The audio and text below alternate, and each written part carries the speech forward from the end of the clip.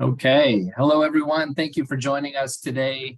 Wanted to invite my good friend Dan onto the call. Dan, I think you're still muted, but wanted to quickly introduce you. So Dan is my go-to life insurance provider.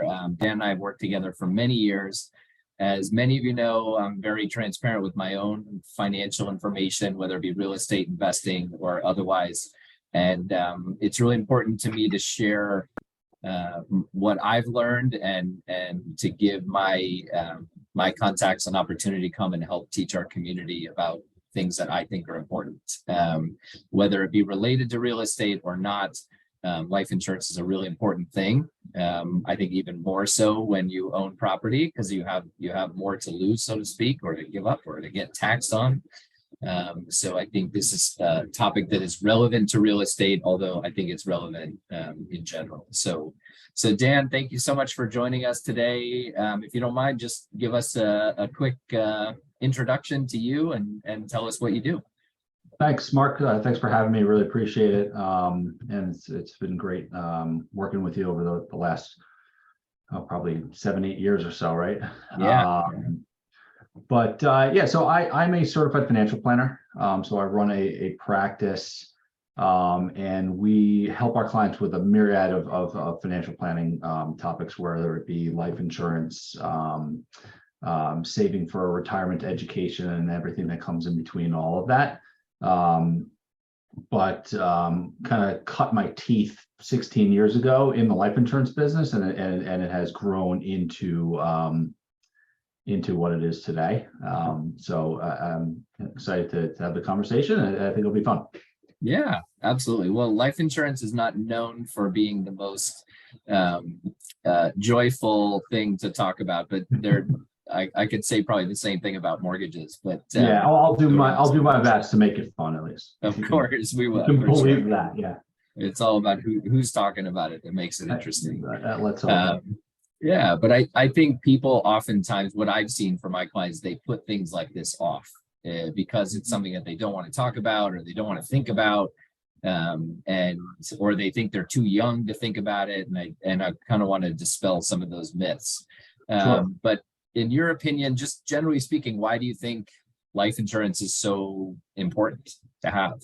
And let's talk about also not just life insurance, but disability as well, because I think those are obviously not directly related, but both important. Yeah, they certainly go hand in hand. And I think the reason we see it being important, it can be really different depending on what life stage you're in, depending on what type of business you're in, what you're trying to accomplish. But essentially, both of those plans or products, life insurance and disability, they protect against financial loss. So the financial loss could be different for different people, right? So one financial loss that is probably most commonly associated with both life insurance and disability insurance is the loss of income due to an income earner. For example, a family, let's just suppose 2 working spouses, one of them, we'll say, falls over and is no longer the picture. Where is that income going to come from to support the lifestyle that the family's become accustomed to, or just needs to survive? So to protect against financial loss, certainly. And for others, it's very important to protect against financial loss for a business, for perhaps a key employee. If that key employee were to become injured or pass away unexpectedly, helping that business stay on their feet and frankly not go out of business. Kind of in Mark's world, right? Oftentimes we'll see folks look at their first life insurance policy when they take on a mortgage, and they have an obligation that all of a sudden somebody's going to be on the hook for. And if there's a primary breadwinner is no longer in the picture, there needs to be capital to be able to support that family or business in that scenario. Interesting. So what you're saying, and this is something that I've never thought of before, but are there sometimes employers that will take out a policy on their employee if they're a mission critical employee? Yeah, absolutely. Yeah, I learned as much as the audience does on these Yeah, things. So. and that's good. Well, that's what we're here for, right? So that will occur. They'll do that on both the disability side or the death side. Right? Sometimes a disability is actually a bigger risk to a family or business because think about it, right? A disability, and I'm not one to quote statistics that much, so I don't even know the exact statistics, but a disability is actually during your working lifetime far more likely to occur than a premature death. And then think about if I become disabled and I'm unable to do my job and provide for my family or produce for my business, I'm still a consumer in that family, right? So odds are I'd want to have some type of income continuation plan to make sure that we can still pay the mortgage, pay the bills, save for education, whatever it is that's important to us. So yeah, absolutely. Yeah, that makes a lot of sense because also you're probably now having to incur some sort of medical bills and things like that you weren't really Quite thinking possibly. of before. So Yeah. you've lost income and also increased expenses. So yeah. Other things that come to mind too, Mark, as I'm kind of thinking through it for that why life insurance in particular might be important to people. It provides certain legacy, right? So if somebody says, "Hey, Dan, I want to make sure that it could be as simple as final costs are covered. When I die, whatever that is, I want to make sure that my family doesn't have to dip into savings in order to bury me, right? That's right. Not too morbid about it, but or maybe more excitedly or exciting, I want to make sure that I leave a certain amount of money to my heirs or a charity or whatever. That might be important. And then for some folks, estate taxes and mitigating taxes, there's a lot of tax related work that we talk about within life insurance in certain scenarios as well. Yeah. Well, okay. So let's do a quick overview, if you don't mind, of the different types of life insurance, because I think people hear a lot of advertisements and it's usually for the really cheap version of it that only helps to a degree. So maybe you can just give a quick overview of the different types. Yeah, there are lots of iterations out there, but I would say it kind of boils down into two fundamental ideas, right? One is term insurance, which is a temporary coverage. Think about that like it's almost, if you want to use a real estate example, it's almost like renting coverage. Maybe you've heard that before, renting versus owning, right? But it's almost like renting your coverage, and typically a term insurance policy for somebody who is healthy is relatively inexpensive. And what that type of policy will do, it'll provide a fixed death benefit for a fixed period of time. Right. So commonly you'll see policies for 10 years, 20 years, 25 years, 30 years, multiple durations and iterations of it. But essentially, the insured will pay a premium in return for the promise of a death benefit in a fixed period of time.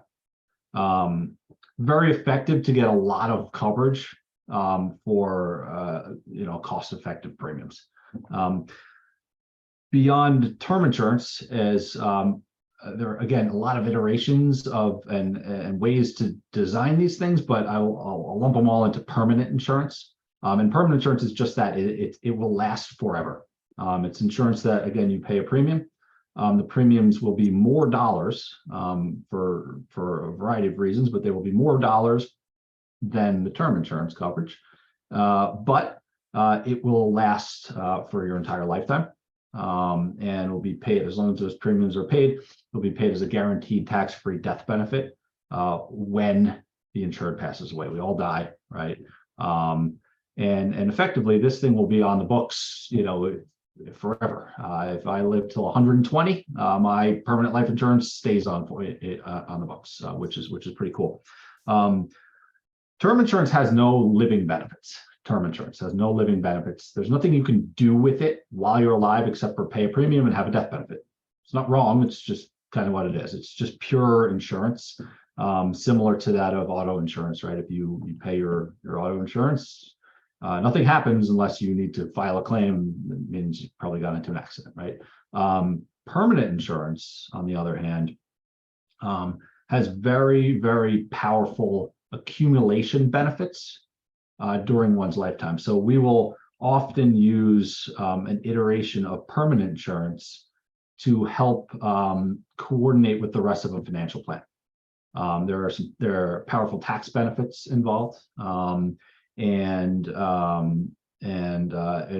executed in the right structure with the right company can be a very, very powerful part of a financial plan.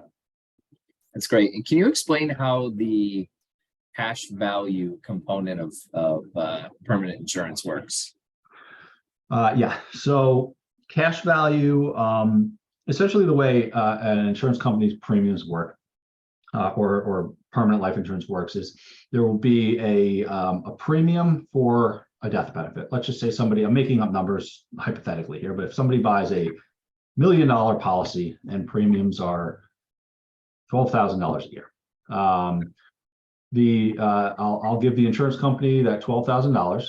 They'll then deduct the cost of the $1 million of death benefit, and then then minus those costs will be credited a dividend, and that will be deposited in what's called an accumulated value or cash value of the account. And you might think of that like equity, kind of similar to home equity, right? And those dollars inside that accumulated value, every year those premiums are funded, they're going to be credited a dividend, and they're growing tax deferred. So as those grow, they're growing tax deferred. And when structured properly, they can be accessed for any reason at any time, income tax free. Now, generally, our clients will look at them as in the accumulated value or that liquidity that they have during their lifetime. They'll look at that in two ways. One, as kind of an emergency fund, as a place where they can pull from during their working years if they need capital for maybe an opportunity or an emergency, a loss of a job or something, just to kind of keep them afloat. And then generally they'll look at that just like they would with any other emergency fund. They'll put it back into the policy over time. But then where it can be particularly effective is supplemental retirement income, right? So most of our clients will have 401ks, perhaps IRAs, Roth IRAs, brokerage accounts, and all these things that are helping them to accumulate for retirement. And we'll use the cash value in their life insurance as a supplemental place to pull income in retirement that's not taxed. And we can do this a number of ways, but life insurance, and forgive me if I lapse into jargon a little bit here, Mark, but life insurance is one of the only tools out there, if not the only tool, that enjoys what's called a FIFO accounting, first in, first out. And I know I'm getting a little bit technical here, but meaning the money you put in comes out first, right? Kind of similar to a Roth IRA, right? Comes out first. And then beyond that, because that was, and that's not taxable money. And then beyond that, you can elect to take policy loans, and policy loans are just using that death benefit as a collateral, essentially, to borrow. And because it's a loan, it's not treated as taxable income. Right, So and that could be. In other words, it could be a very effective way to create some flexibility and tax efficiencies in a retirement plan. Yeah, for sure. And it kind of, you kill two birds with one stone, so to speak, because you're protecting yourself for unexpected event, shall we say, but you're also using it as an investment tool at the same time. Obviously, with the permanent insurance, not the case with term, but it can be a really valuable tool. And I always like to bring things back to real estate, but if you have a real estate opportunity and you want to pull cash for something, it's a good way to be able to do that. Even if it's just temporary, you can pay it back over time. It can be really flexible, so that's a really nice thing. And term insurance just doesn't. There's no option to do that. Yeah. We have we have clients, and that's a good point, right? We have clients that use their cash value or their accumulated value for real estate transactions all the time. Sure. And I see a yeah. What I think we'll do is we'll later, get to the questions toward the end. Okay, So I want to make sure we get to everything, but we will definitely, thank you, Stephanie, for your question. We'll definitely cover that. So is there any benefit to starting as a younger adult? Because I think a lot of people think, oh, I don't need life insurance. I'm healthy. I'm young. There's nothing, nothing's going to happen to me. My family will be fine. Like, is there some benefit to starting early and compounding over time? Yeah, there is. It really depends on a bunch of factors, like anything. But somebody who's, let's just say, somebody who's young, doesn't have dependents, doesn't have outstanding debt, they don't need life insurance right now, right? They're a financial loss or their loss of income really only affects themselves. So they don't need it. They might want it. They might want it for a number of reasons. One, they might want it for future insurability, right? So sometimes people will say, hey, listen, I aspire to buy a house in the next 2 years. I'm saving up. Then we're going to start a family, right? My income's growing, what have you. And they're just thinking, hey, I want to kind of get my ducks in a row and I want to just anticipate these things. And sometimes life insurance there might work well because, they have the opportunity then to buy it when they're as young and healthy as they will ever be, right? Right. Hopefully health stays the same, but age certainly doesn't. One of the things, I'm sure we'll talk about this in some point today, but life insurance is priced based on age. So the older you get, the closer you are to expiring, right? The more it costs. So if we can buy it when we're young, it's going to be cost effective. And then some young folks have the desire to get money to work inside of these permanent life insurance chassis while they're young and take advantage of compounding interest over long periods of time. Right. And can it also be harder to obtain the insurance in general? Like as you get older, if you have health issues or, Yeah, well, health issues certainly can play a role, right? The way that life insurance is priced and the way that insurance companies view this, they look at it like if I'm buying $1 million of life insurance, they're putting $1 million of risk on their books, right? There's a liability on their books, on their balance sheet now that they will ultimately may need to or will need to pay depending on the structure of life insurance, right? And they have one shot to due diligence on that. So they need to assess the risk of me, Dan Grippenberg, and say, is he healthy, right? Compared to our history of claims experiences, what we know about, when people are, likely to die, right? I know it sounds kind of silly, but right. So they're looking at things like, just my general health profile, whether or not I use tobacco or nicotine products, and they'll ask some questions about lifestyle, things like that, to make sure I'm a good risk. And then sometimes, by the way, when people are buying, I've seen this, sometimes when people are buying life insurance, if the life insurance company comes back and says, well, we don't like this that much, we're going to potentially charge a little bit more, we're going to offer a little bit, the premiums are going to cost a little bit more. People will say sometimes, well, why? My doctor says that's not a problem. But you got to think about it like this. Like I said, the insurance company has one shot for your entire life to issue that. Your doctor gets to reevaluate every 6 months or a year. So they can kind of follow along, and life insurance is making a bet or an informed decision based on one moment in time that they need to contractually honor. Even if it's term insurance, right? It's a 30-year policy, right? That's a long period of time that things can potentially change. So they have one shot to get it right. Yeah. Well, loan underwriting is exactly the same. It's, you do the underwriting at the very beginning, and the lender is bound to provide that loan for technically 30 years in most cases. There's a lot of parallels in our businesses. Yeah, there definitely are. And there's a need for what you do once people go through the process with me, and vice versa.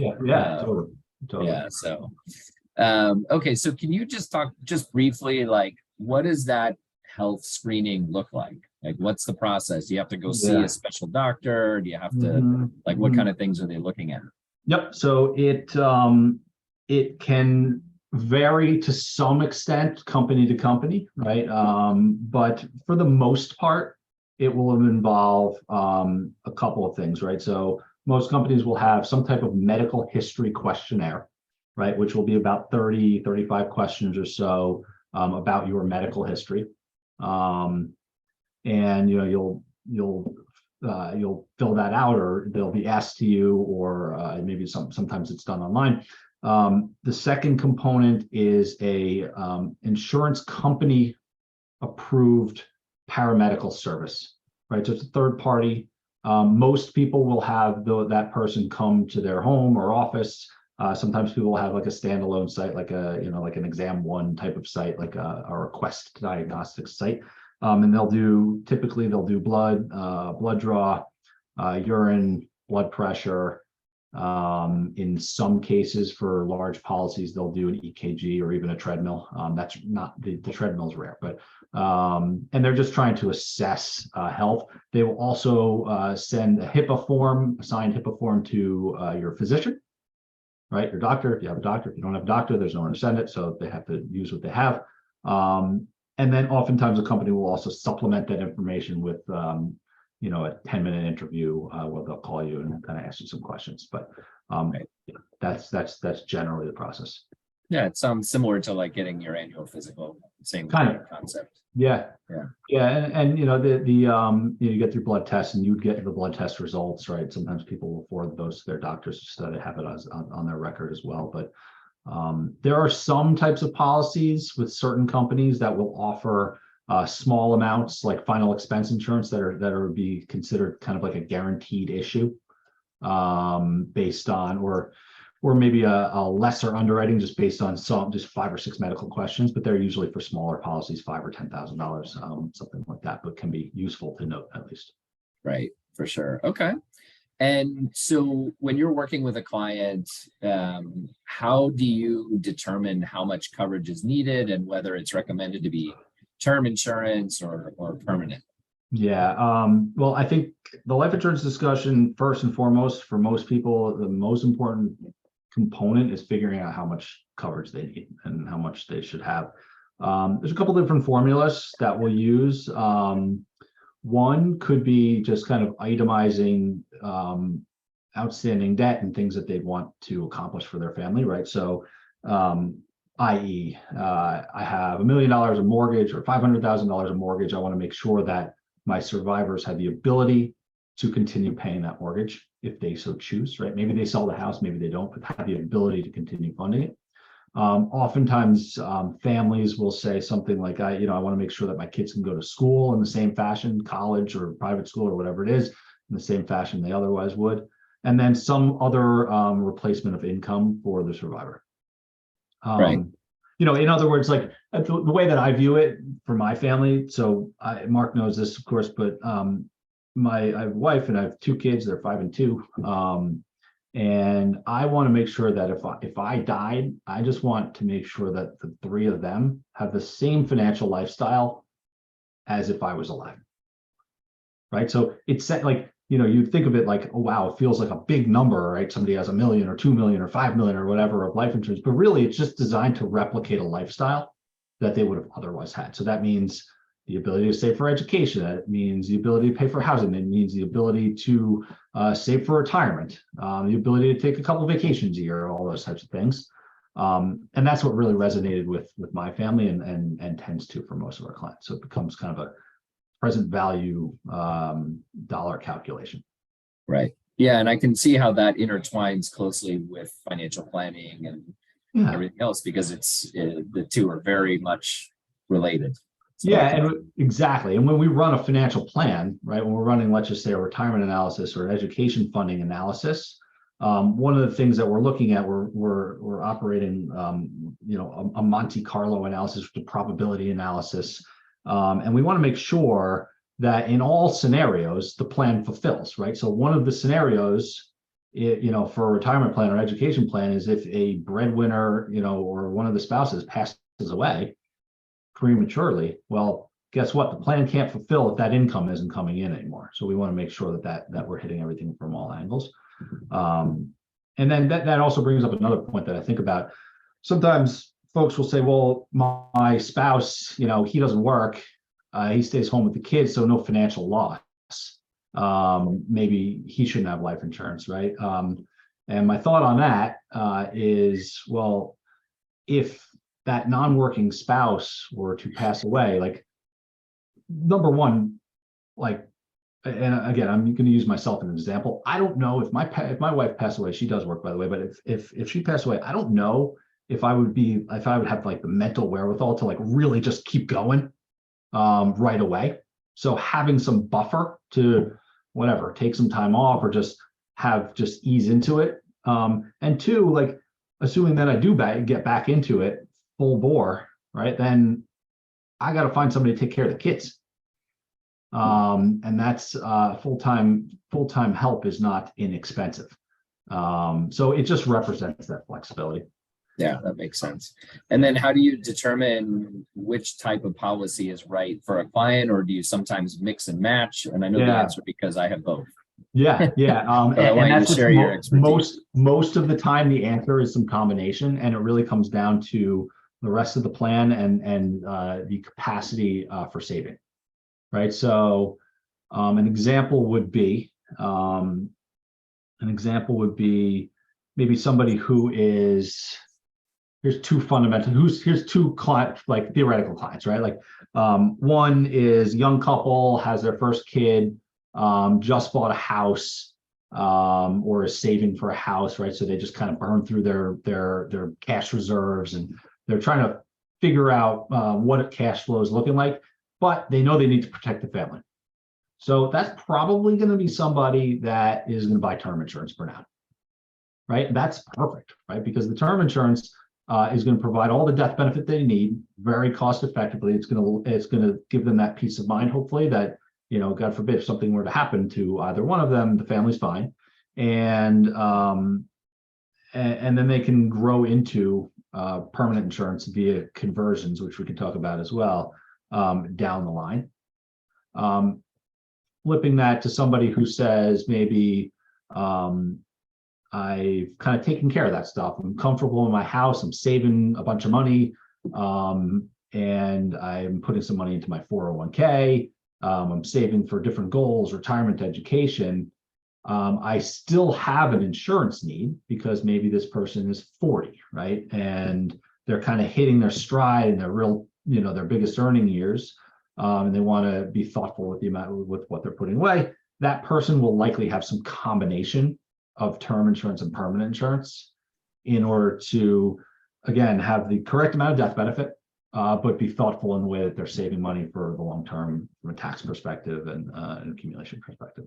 Right. And with term insurance, once it ends, that's it. And you're kind of basically going to have to go back through some sort of underwriting process all over again at a much older age that might be correct, more expensive or difficult to get the coverage, right? Yep. So the way that works, let's just say you have a you know, kind of a standard 20-year life insurance or term insurance policy.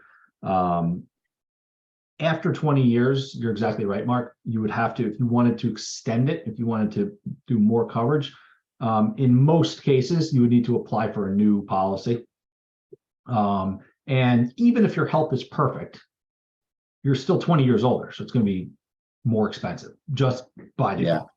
I don't feel as good as I did 20 years ago. Yeah, sometimes tell the underwriters that. I won't, but they don't care anymore. That's the beauty, right? You're locked in. What you have, they can't change that. And that's a good point, right? Like, it doesn't matter what happens to your health. Once you're in there, they're contractually obligated to pay the claim.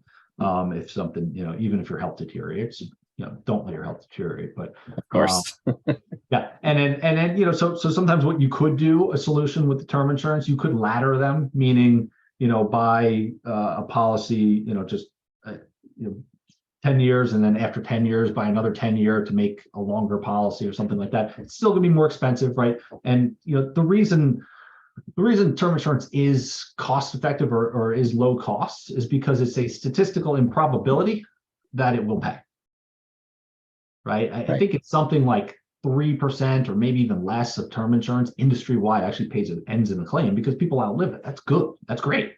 Yeah. But, you know, it covers it's like, you know, it's disaster insurance in a sense. But the permanent insurance, it's paying irrespective of when you pass. Right. Yeah, and it's similar to car insurance in that way. Yeah. Great. Yeah, like, exactly. But car insurance is mandated, life insurance is not, which is correct. No interest in talking about car insurance. And which is almost silly, right? Like, so think about it, right? Like, in what world would somebody insure a car, right, that's worth, I don't know, let's just say the car's worth $50,000, it's $50,000 asset, depreciating asset. And if somebody's income let's just say somebody makes $1 million or $100,000 of income. Easy math, right? And they're going to work for another 20 years. Right? That's $2 million of future income that you're protecting, assuming that you don't make any more income or it doesn't index with inflation or anything like that. So like, of course, like you said, you have to legally, Right. it just doesn't really make a lot of sense. Well, maybe someday they'll mandate life insurance as well. Maybe. I know I a lot of employers provide it and whatnot, but usually, why don't we? That was going to be one of my later questions, but let's pivot to that really quickly. So a Sure. lot of times companies will have a perk as part of their benefits package to have a life insurance policy. It's almost, as far as I've ever seen, always term. It's Yep. usually limited as far as the death benefit. But it's very inexpensive to the employee if they pay for it at all. Yeah. But I think one of the challenges, and I'd like to hear your thoughts on it, is just that it's very limited, and sometimes you're forced to use a certain provider for it. Yeah. So, there are, again, sounding like a broken record here, but there are a lot of different iterations of employer provided plans out there. But very commonly, employers will provide, as a perk of being an employee there, they will provide some base level of life insurance, right? And that is usually term insurance. There are ways that they will sometimes structure plans that are permanent for key employees. Again, that's a more complicated discussion, but in any sense, a lot of times it's 1, maybe 2 times your salary, right? Helpful, absolutely, right? There are often options to buy up additional coverage, which I think you're discussing as well, right? So the first portion, 1 or 2 times salaries, oftentimes it is employer paid, right? So they are paying the premiums to a company. Great, fine, perk of being an employee. And then the other option is to say, okay, I can get another 4 or 5 times my salary if I pay some number a month. And that can be effective, right? You don't have choice as to company that's underwriting it, which may or may not be an issue, but that's one component. And then as far as pricing goes, it usually, if you dig in, right? So those pricing are typically, they're banded, meaning somebody, again, I'm making this up for sake of example, but somebody 25 to 30 is going to pay one rate. And then once they go 30 to 35, they're going to pay a different rate per $1,000 of coverage is usually the way it's denoted. 35 to 40, it's going to be another rate, 45, 40, and so on, right? So it's going to be where it starts very, very low. It's going to increase over time. So usually if somebody's young and healthy, it's actually, from an outlay perspective, over the course of their working life, significantly less expensive to go with private insurance because they're not paying those increases. And they're basing that coverage on their health and their young health versus kind of a global firm health. And that's not every single plan, but oftentimes when you dig in, you'll see that. And then the other thing with work provided coverage is it's typically not portable, meaning if you change jobs and they don't offer the same benefits package, your old stuff doesn't come with you in most cases. Or if you hang up your hat on the W-2 and decide to start a business, well, guess what? You got to sponsor your own plan then, or you got to do it privately. So there's some issues there. It's not wrong at all. I think it can be helpful, but I think it should just be looked at thoughtfully. Yeah, for me personally, I just use it as a supplement because it's either company paid or it's a very nominal cost. And Correct. Usually that nominal cost comes out pre-tax, which makes it even less expensive. Yeah. But I personally don't rely on that as you know, because I don't rely. I think that's right.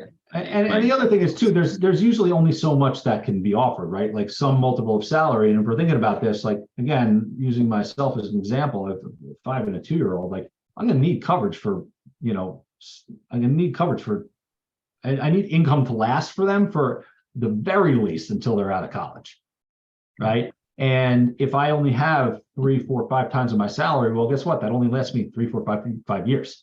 So, even at kind of maxing out a group employer plan where that can be an effective way to have some of your plan, in most cases, most clients will tell us that it doesn't feel like it's enough. Right.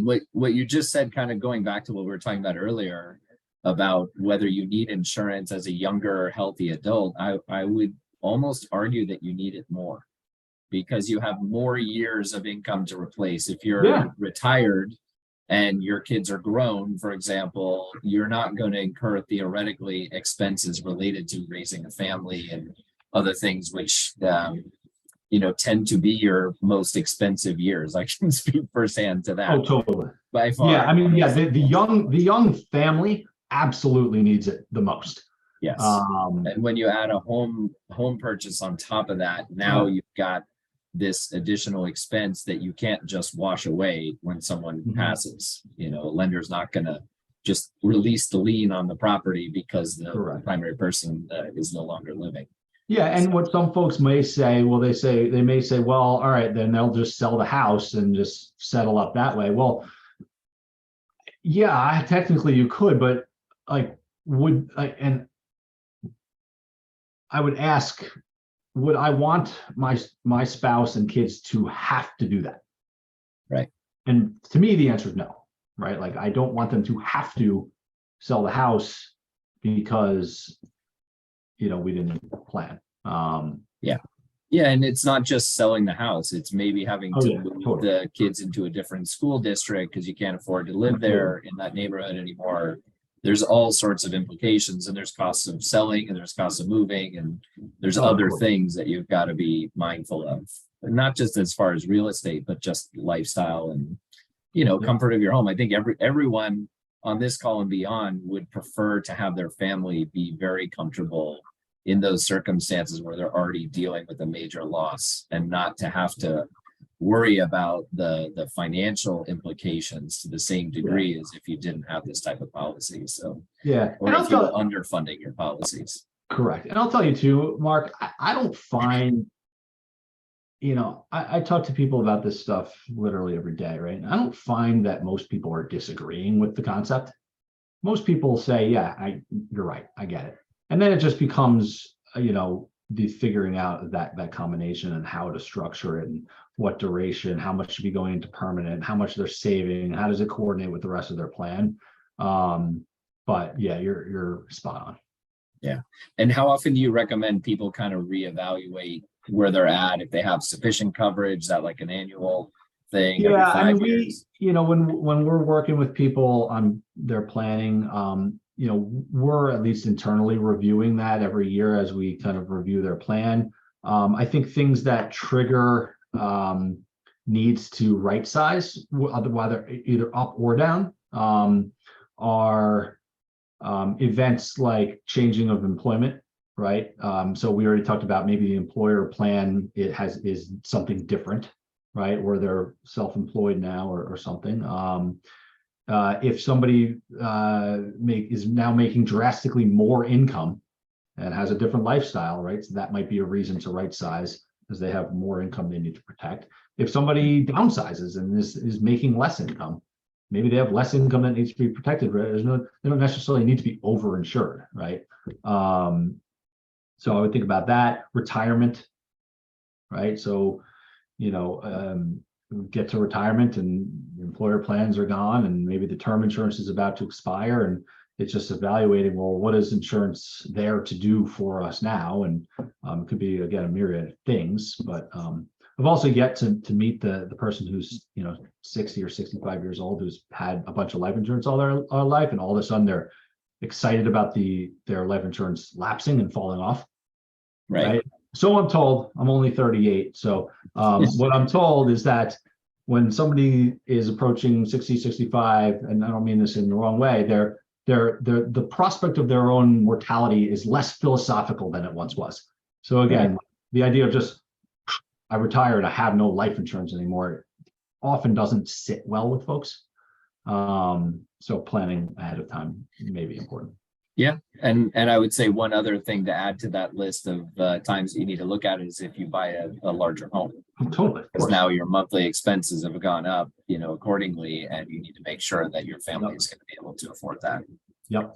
Yep. And to that same vein, let's just say if somebody, right, so now if you have a big mortgage that you need to support, yep, absolutely.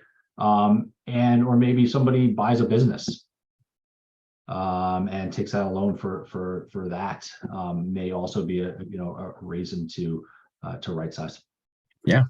Okay. And just to wrap up, I wanted to also talk about the different types of providers of these Yeah. policies, and like how do you choose one from the other? Like what does the landscape look like?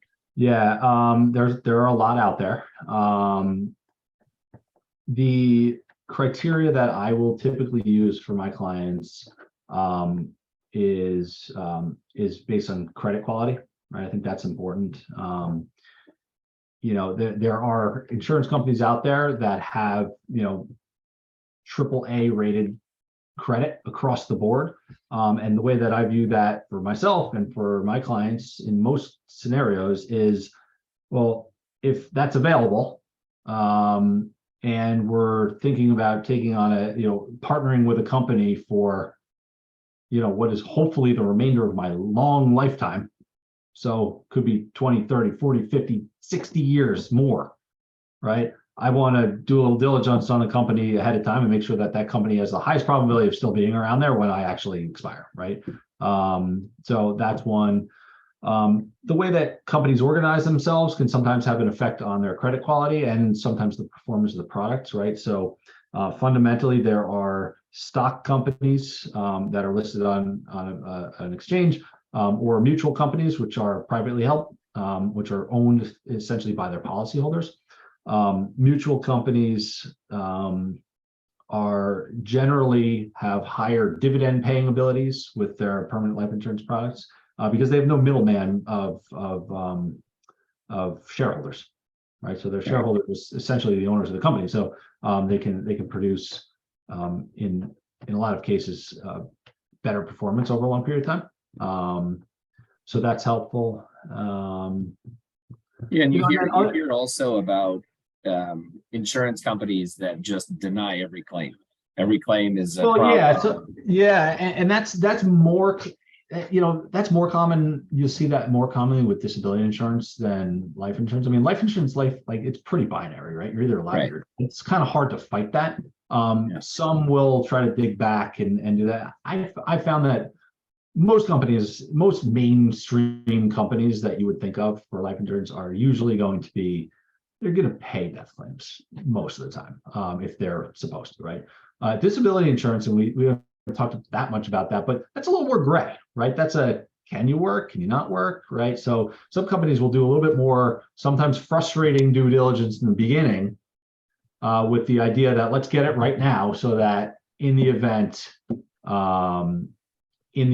that a claim needs to be filed or paid, they've already kind of done their diligence. They don't have to ask as many questions. Right. And then the one other thing that I'll say for choosing a provider really depends on what you want in a company, right? So some companies they do life insurance or they do insurance. Some companies will do a myriad of different financial planning stuff for a client. So it really just depends on whether that's valuable as well. Sure. Some folks like to have everything under one kind of umbrella, and there's some value in that for some clients. Yeah, and I see a great question that just popped up. Thank you, Stephanie. Where can people go to find out what the ratings look like? Yeah, so that is that's all public information. You can go to any of the major rating agencies like S&P, Moody's, Fitch, A&M. They publish all that information. Most insurance companies will also publish that information as kind of a badge of honor. If they don't, that might tell you something. One of the things that we generally will compile for people, we'll just kind of look at, what ratings are, and anything kind of in the higher end of A, I think is usually pretty good, particularly for term insurance. It's all public information that can be found relatively easily. Okay, great. And so one last question for me, and then we'll turn to the Q&A. What do you think what's one of the biggest, or two, whatever, biggest mistakes you see people making with life and disability insurance? Yeah. here's what I hear a lot, and this it almost sounds silly, but I hear a lot when folks get a little bit older, they say, Dan, I wish I did this sooner. I wish I did it sooner. I'd have more cash value. I'd have lower cost of insurance. What I find is that people tend to, at least from a financial planning perspective, they like their life insurance more the more they understand it, which usually occurs over a number of years, and the longer they've had it, right? So they have now accrued value that are growing, and maybe that's principal protected and can't go backwards kind of thing. So that's why I hear that all the time. It's like, Dan, I wish I did more sooner. So that's probably Yeah. Well, and if you're talking about permanent life, you're talking about compounding of that cash value over time. And the longer you're in it, the more money you have available to use for whatever you need, or to pay the premiums or whatever it may be. So that can be really helpful as well. And I would say just people who just don't get it at all can be a big mistake that could cost you dearly, even if you're thinking about your long-term future. Maybe you don't have kids yet, or you're not approaching retirement, or end stages of life, but just not getting any type of policy. Yeah, and that's a great point, right? So like not getting the policy, that's a huge mistake in my opinion. But I'm not on the end of seeing the people that didn't, right? Because we end up parting ways and they just didn't. So it's not something like, they don't come back and say, hey, like I should have gotten this. Like, but yeah, I would say that is definitely a mistake. Yeah, for sure. Okay, so turning to a couple open questions in our Q&A. Thank you, Stephanie. The first question is, how is the yield offered in the cash value account determined?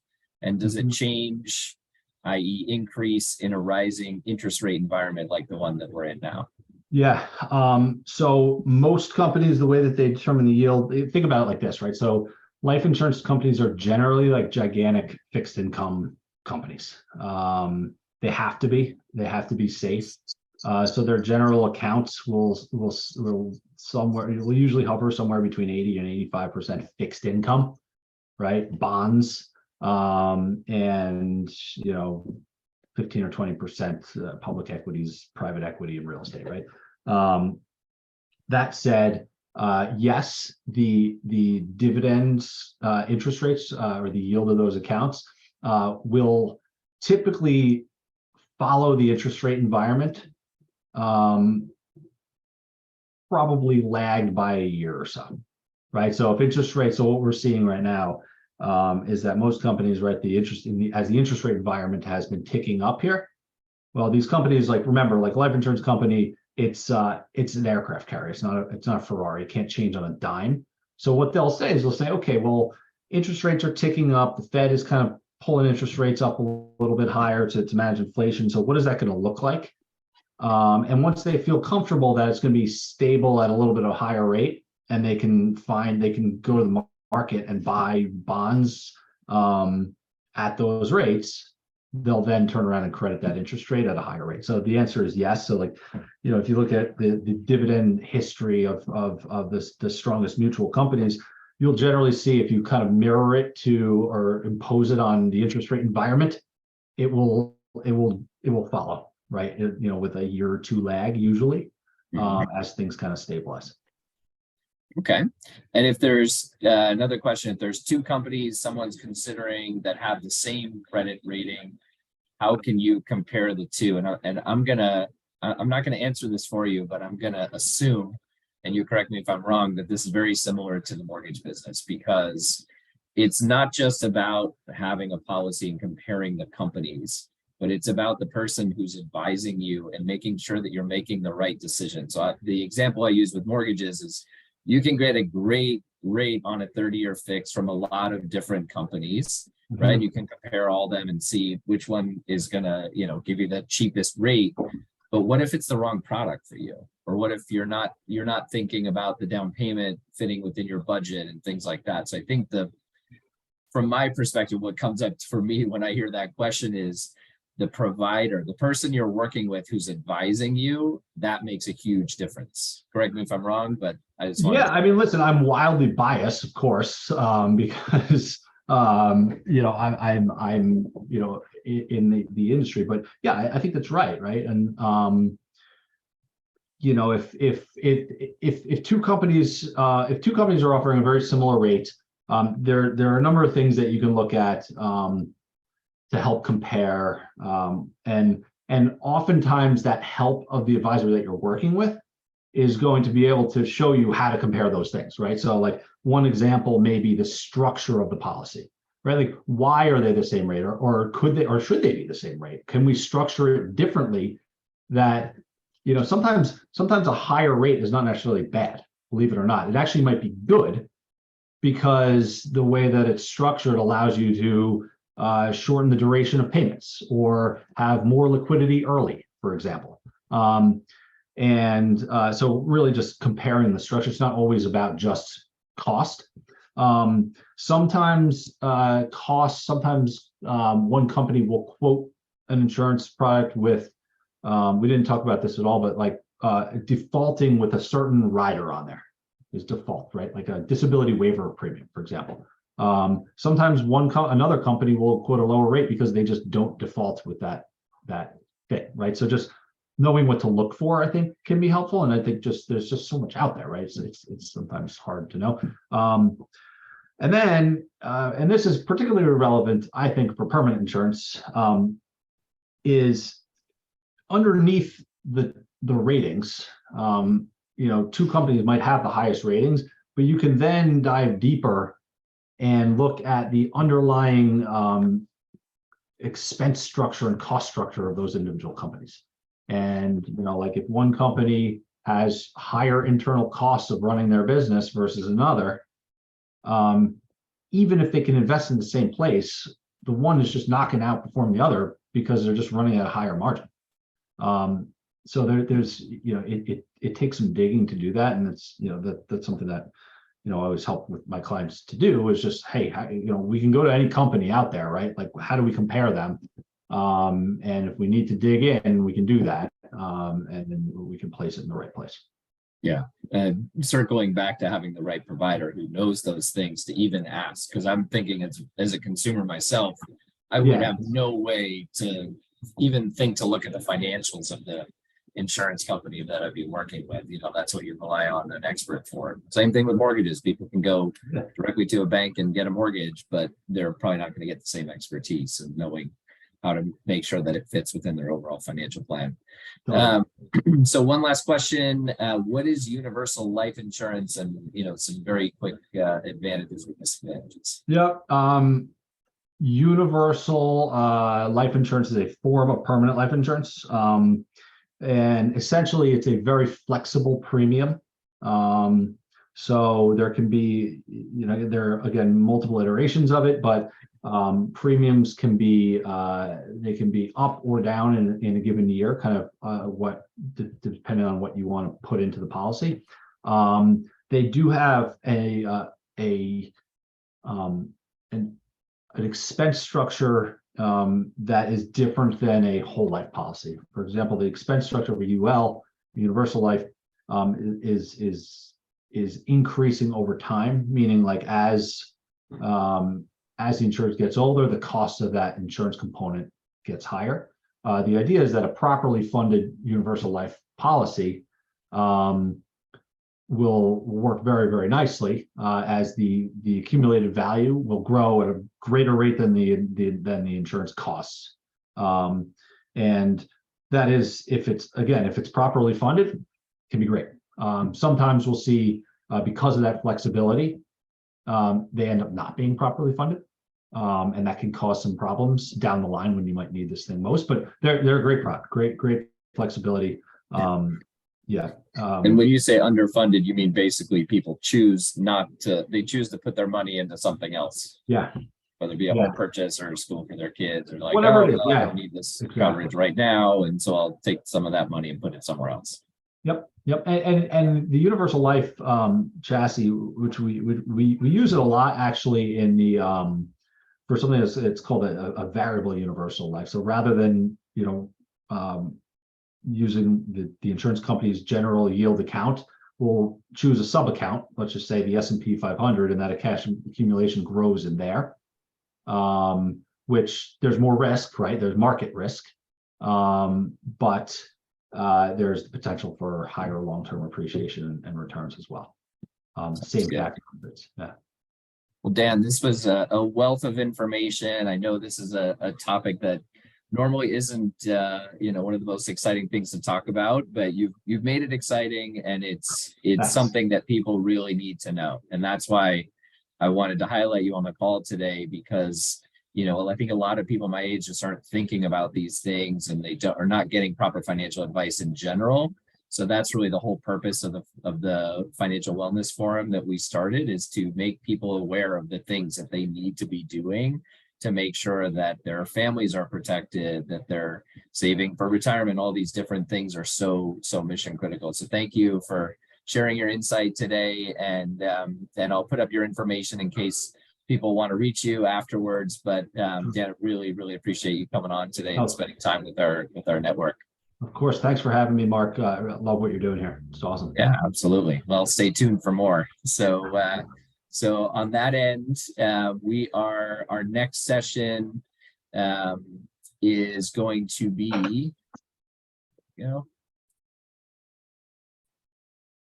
okay, so our next session is going to be March 29th. We're going to be talking about estate planning, another important one that we need to make sure people are planning for, not just life insurance, but what happens when you pass, and are you protected from a tax perspective and other aspects, and how are you passing things down to different family members? It I think relates very much to life insurance, but is obviously a different component. And we'll have a really great guest speaker for that one as well, who's a good friend of our team, who is an estate planner for the stars and everyday people as well. So really looking forward to that session. And then we'll put up contact information for Dan and I. So if you guys want to reach out and talk to us about any of these topics we've talked about today, or any other questions that came up afterwards, by all means, feel free to reach out. And thank you again, Dan. Thank you to all the people who tuned in today, and we'll continue bringing you guys more information that we think is valuable for you to have, and to sharpen your financial pencils over time. So Dan, thanks again. And thank you everyone for joining. Take care.